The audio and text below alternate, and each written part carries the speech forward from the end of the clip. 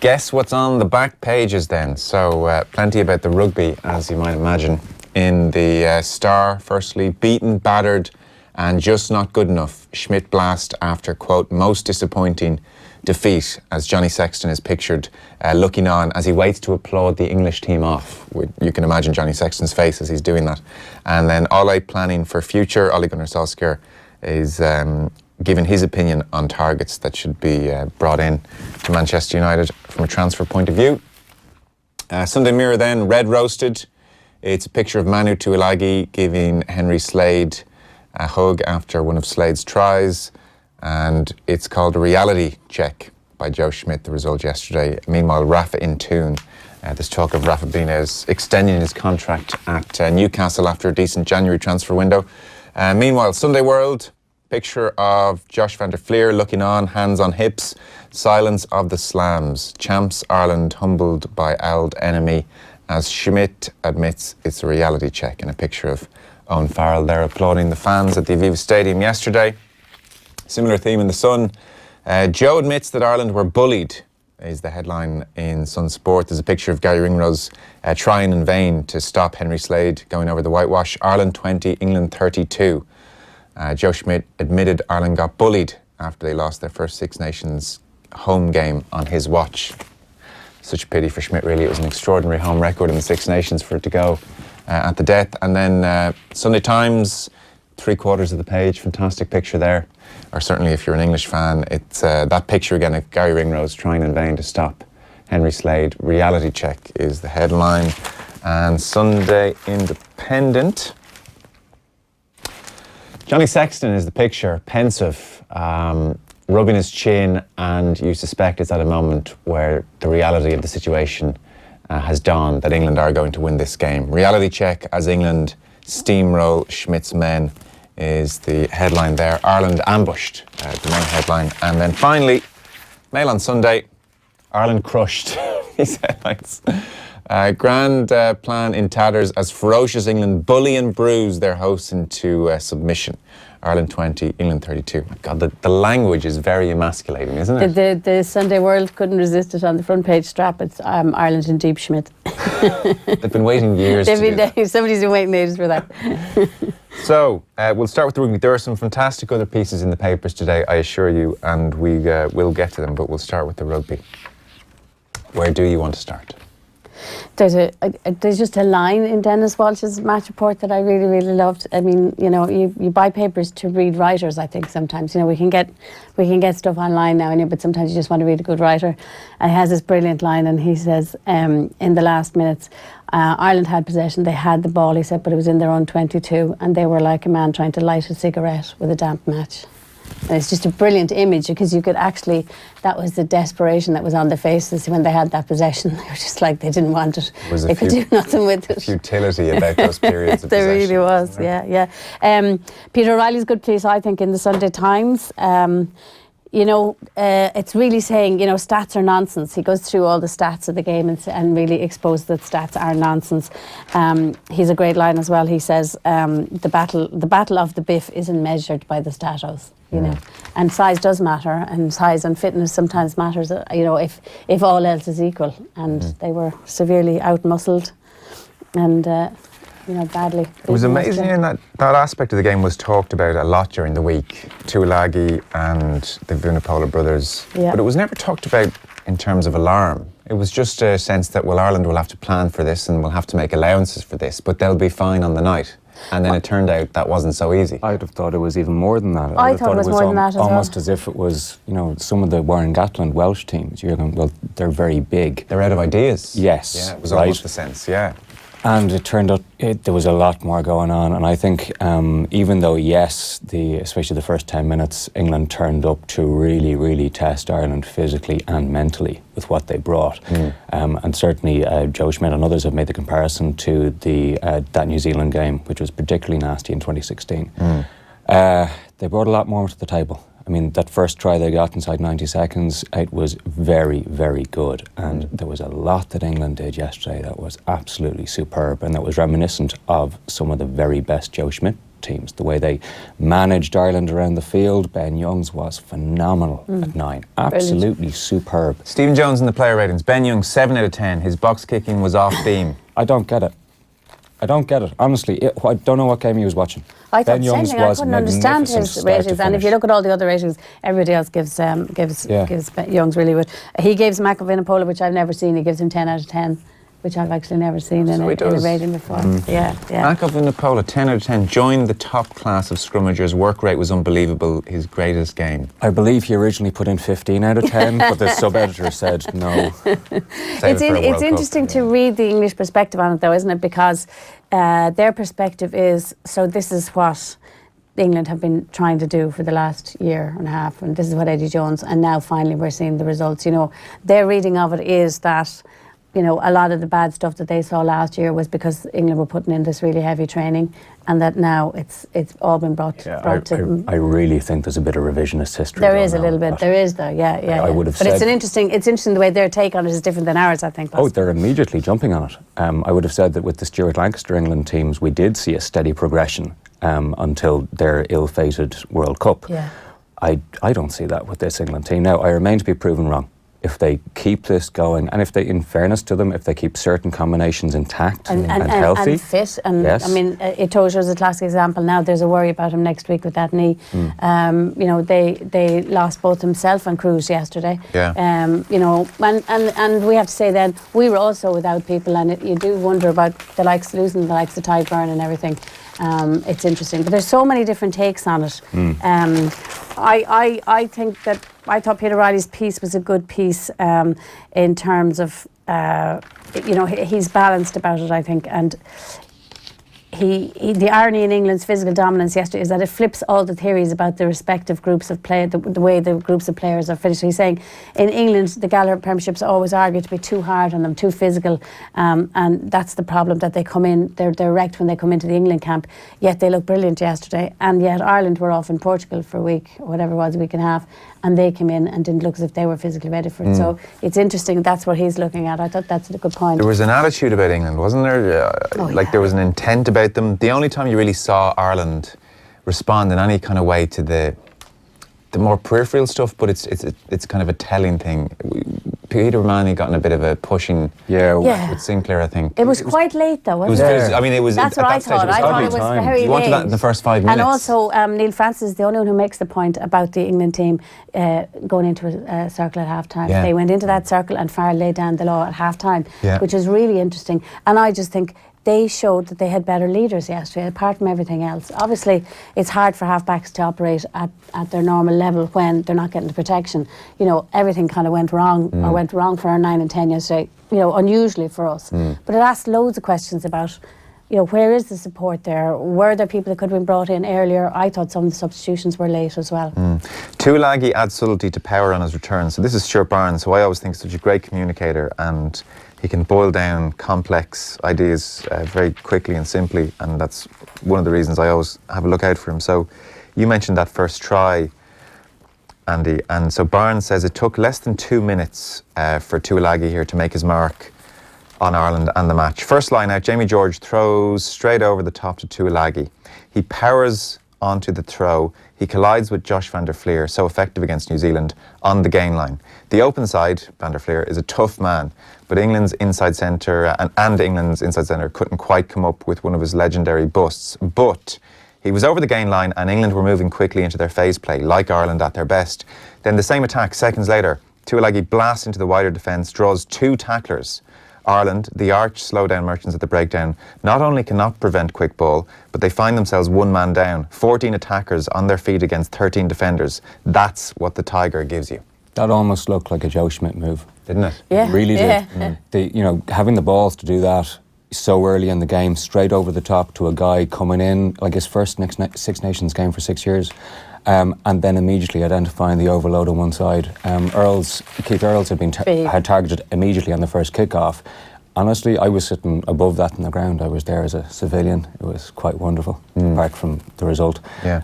But Earls hadn't looked completely right getting up from that. He was sucked in, and they took it fantastically well. The first 90 seconds caught Ian McGeekin's eye as well. He's writing, first 90 seconds, Tuilagi, Sinclair carried twice, Vunipola once. England got all their big ball carriers into the heart of the action. That then allowed Owen Farrell to pick an outstanding pass to Elliot Daly, who put Johnny May away. Incredibly well executed, set a marker for what was to follow for the rest of the game. And on Henshaw, he said, rather than exposing Henshaw under the high ball, England made a conscious decision to test his decision-making and his timing of when to cover the channels. And he said, we saw an example of that when Farrell kicked through from a line-out and Henshaw had to double back to get the kick. He says he actually did very well not to be carried out over his own try line, but it came from Farrell recognising Henshaw was already on his way to the open side. Yeah. Even with the second try, he says, although it was Jacob Stockdale's mistake, Henshaw should have been much closer he hadn't to him. covered over.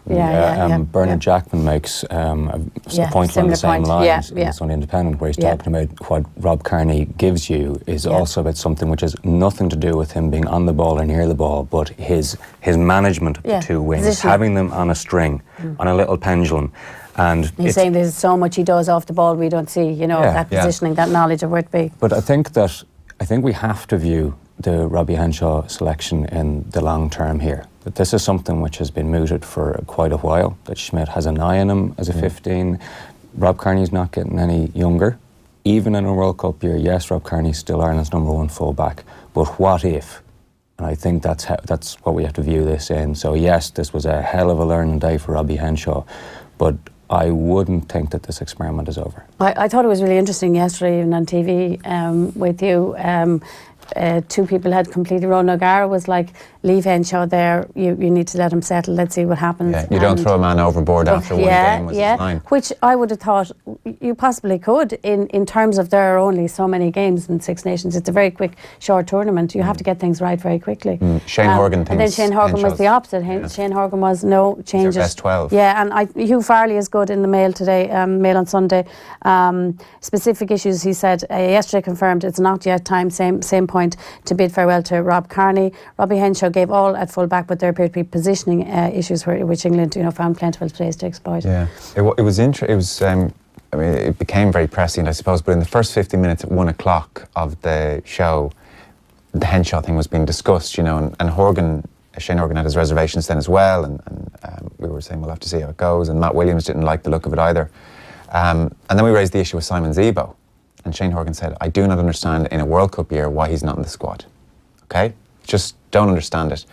And Ronan O'Gara then listed off, well, look, it's difficult, and you've got Conway, and you've got Addison, and you've got Robbie Henshaw now in the mix, and you've Kearney, and you've all these other players.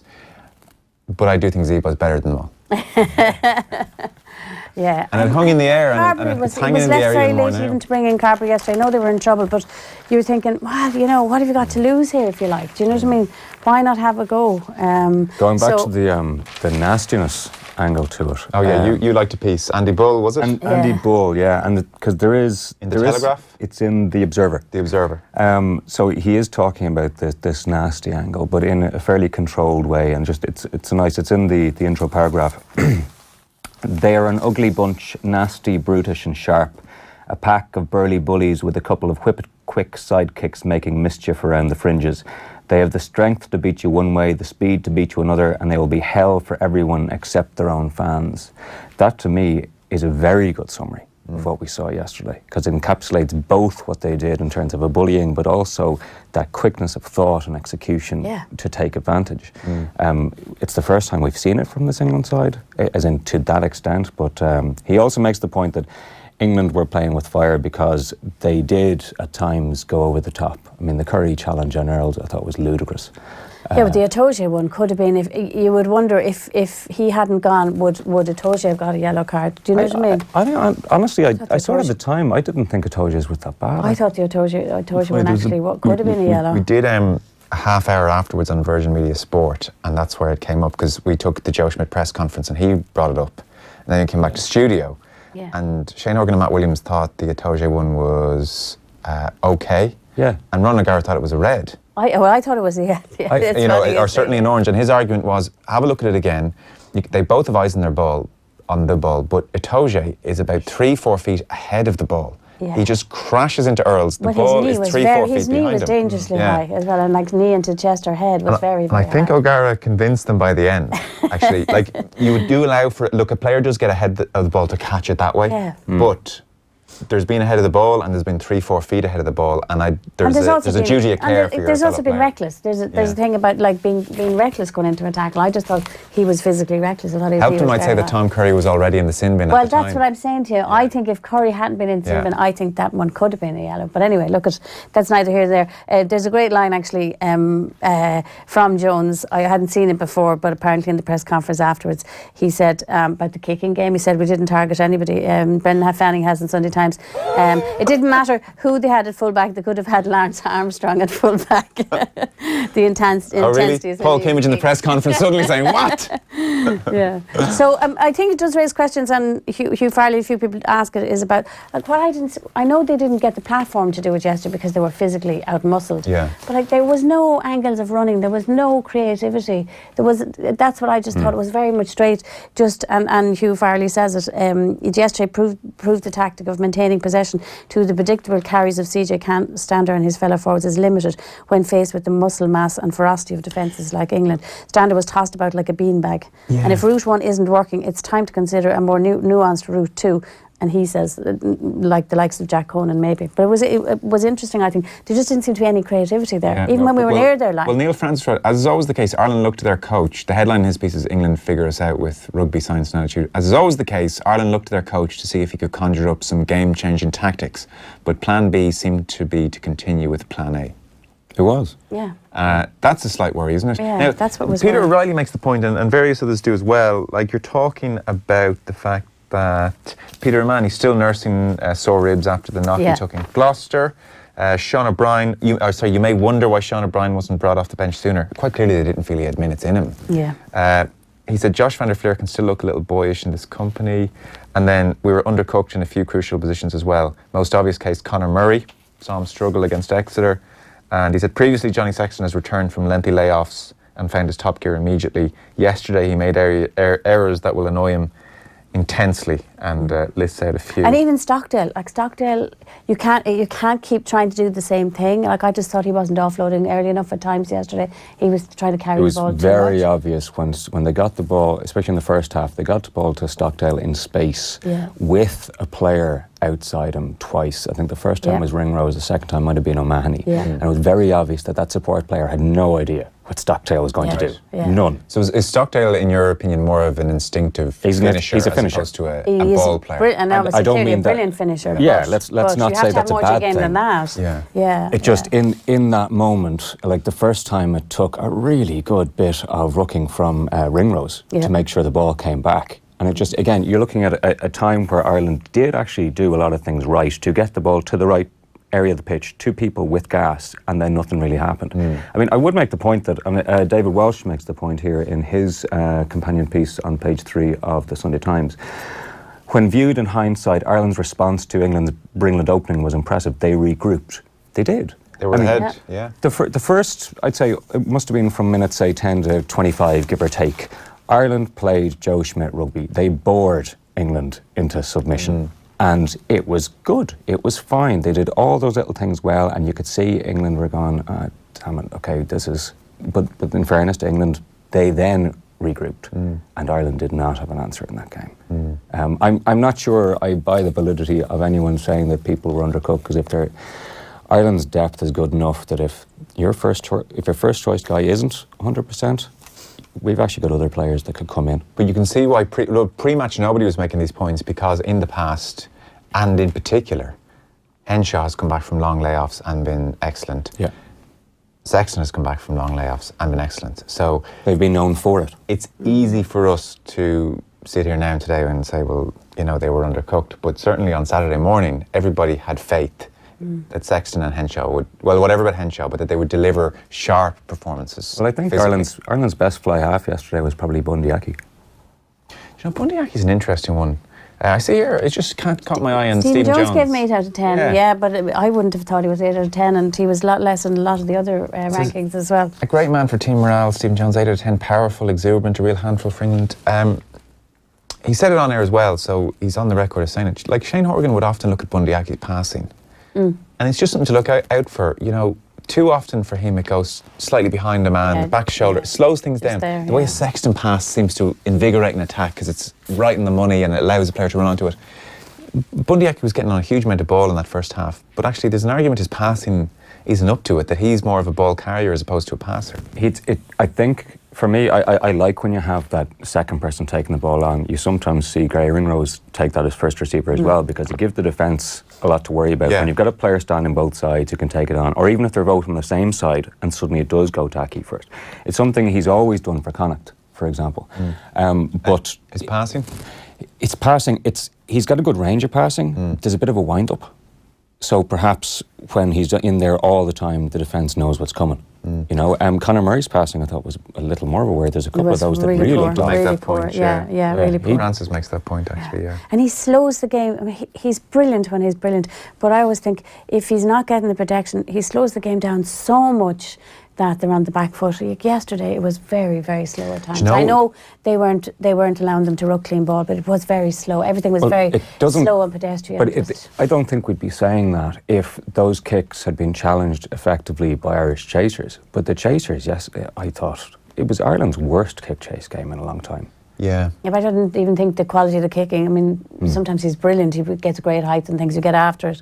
I just thought yesterday he just looked out. I mean, I think it's a shock when if you're used to being protected at that level and suddenly they're piling over the top, literally at you, you know, and you have so little space. It was very interesting in the stadium as well. The very first opportunity in the first couple of minutes, he had to launch a box kick, and it's always fairly obvious when he's about to do it. First of all, and Schmidt referenced, there were a load of white bodies in front of Murray, as in if you were to chase that kick, you're going to have to almost stop. You were going to be stopped, right? Some of the blocking was blatant. Sure. Well, on the definitely, they've got away with a lot of it. That's the lay of the land. It is. And you have to react, I suppose. That could happen to you. But then equally, it was very noticeable, and all the lads in the studio kind of called it as well. Once it was slowed down enough that England were set, who was in the backfield? There were only 2 or 3 players in the backfield. Billy Vunipola. So the first time Murray looked up, he saw, I presume it was Elliot Daly, but all that was looking back at him was Billy Vunipola in the first minute saying, give it to me. And there's a lot of Billy. And there's a lot of Billy. And actually Murray put that one deliberately out for touch. They were like, that was a good move. But there were so many times where he did look up, and once England were set, it was Billy saying, please, give it to me. And I thought it was difficult. I thought it was interesting. Schmidt afterwards, you know, when he was saying that, you know, he was hinting really that they got away with a lot of illegality. And I think what he was really talking about was the amount of illegal blocking under the high ball. Some of the there blocking, was a ton of it. Like. The blocking lines were, it actually got comical, where you could they were see literally it in live. circles, half circles around. They were semi-circled protecting the guys. Okay, I don't know. There's a lot going on there, and it is up to. You're right, Joe. I mean, it is up to. Both teams are on the field. There's a relationship with the referee. It's up to the Irish captain and sort of officer corps to have a word with Gareth South and say, listen, we can't get to the ball. It's that simple. We cannot get to the ball. Yeah. So, you know, it looks wrong to me, but, you know, I'm just telling you we can't get to the ball. Because there were places where, yes, on another day, Ireland would find a way. And if maybe that involves taking out a blocker and actually conceding a penalty deep in English territory, but just to make the point to the referee, you can't get there. This is what's happening here. Yeah. Okay, if rugby is your thing, you will have lots of reading today, as you might imagine. Joe, before we move on, could I just make a point? Please, in the Telegraph, there's a good column here, the Jonathan Kaplan column, on the referee's view of some of those decisions, because it's not about whether they were right or wrong, but it's about the process. And one of the things he goes into is about the disallowed try for England, the Vunipola one. Now, for my money at the time, I thought that was a try all day long, first time up. I thought it was as well. But it was disallowed for double movement. But the point Kaplan's making here is that he said, I've heard in the grapevine that refs have been asked to take matters into their own hands more often and rely less on the TMO than they have in the past. So Gareth says immediately awards try. But what happens is that the referee has to let the referee know if they think they've made a mistake. So what Kaplan is saying is that the referee is now looking at that replay, being told by a fellow official, you're wrong. You're wrong. Okay. Okay, and he's looking at it through that lens, which I think is an interesting point. Yeah, that happened in the Scotland game as well. There was it Hoggs that was given, and then there was an element of doubt. Yeah. They went back. But the TMO didn't ask for a review. The TMO said, it's fine, it's fine. And actually, the funny thing about that is that that's how, and it's only a very limited thing, but that's how Hawkeye works in the GA, where he gets word to say, you're wrong, look at it, we have to look at that. So the ref is told, that's wrong. You have It's just to speed up the process as opposed to having to go every time. It's interesting how quickly he said that wasn't a forward pass. Oh, with the other, And then looked at the other element of it. The offside, but then there's a footage, it seems, which shows it may well have been offside. Yeah, because it's from the last, it's from the back foot, isn't it? So but they it did look. seem to have they didn't that look at it angle. from the other side. No. Yeah. I don't know. Anyway, that wasn't what lost us the match. No, I think so. I think we're all agreed on that.